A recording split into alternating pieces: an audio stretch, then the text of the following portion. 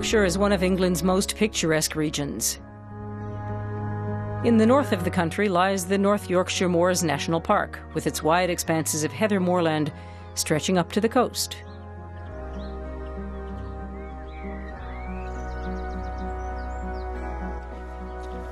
Rose Kubalik grew up here and played in the national park as a child. She cherishes the area.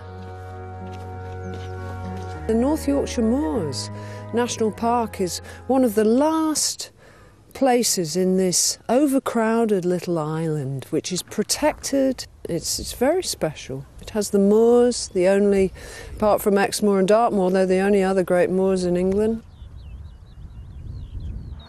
But the peace and quiet of the national park is a thing of the past. In recent months, a minerals company has begun test drilling, revealing the North Yorkshire moors to be rich in potash deposits. Extraction is expected to begin next year. Rose Kubalik is concerned. But I'm also very worried about the volume of traffic that this will bring, the infrastructure, the pipeline, the pollution, the chemicals that are involved, and the impact on tourism, who knows? You know, the roads already have a lot of pressure on them, and these are only small country roads. But the minerals company senses a lucrative business opportunity with huge potential profits. It has plans for a major mining operation.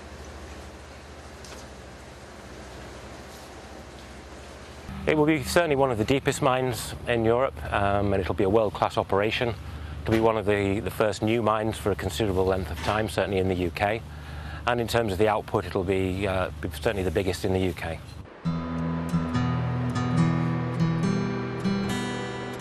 A company video shows the potential of the coveted Polyhalite Reserves. The mineral is a source of potash, a potassium compound used in fertilizers all over the world.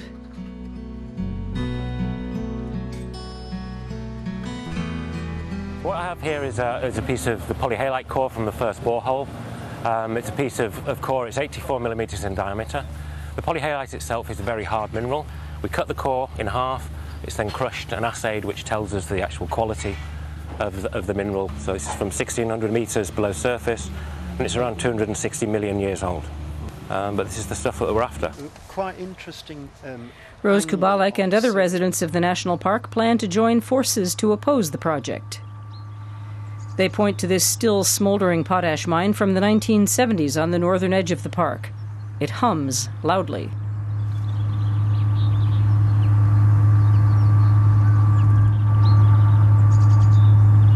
But the minerals company insists the new mine will be almost invisible thanks to new technology.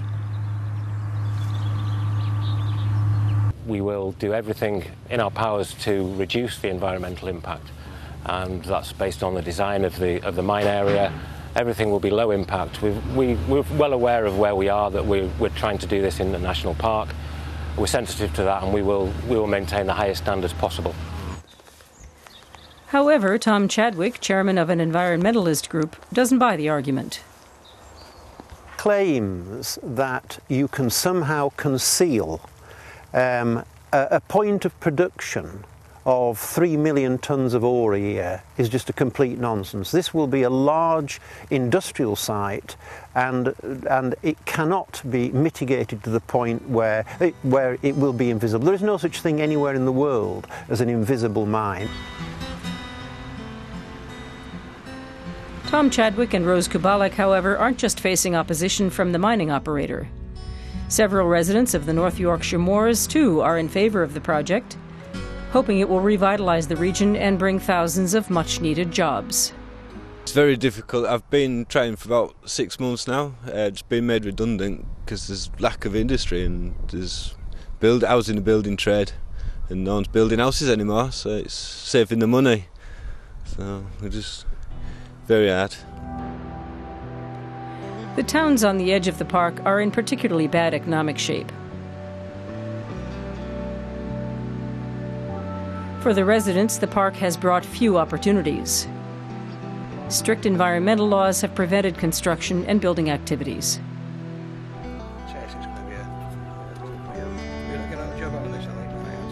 In the North York Moors National Park, a lot of people are concerned, but I think also let's forget that the National Park is there not only to preserve its beauty, but it's there to make money and look after the people that live in the area. At the local council in Scarborough, there's excitement about the huge economic boost the mine could bring. The chief executive of the council expects the project to contribute millions of pounds to public coffers for a period of over 100 years. And the fact that it's going to be there for such a long time will totally transform the makeup of the area. That means that we have to look at the whole infrastructure in the community. The housing provision is going to be a huge challenge for us. The roads, the transportation.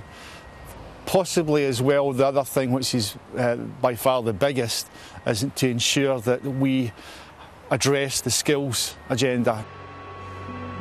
The minerals company has yet to get building permission for the mine, but no one expects the government to put up hurdles for the investors. Rose Kubalik and her supporters, however, remain skeptical of the planned mine. They want to save as much as they can of the unique landscape of the North Yorkshire moors.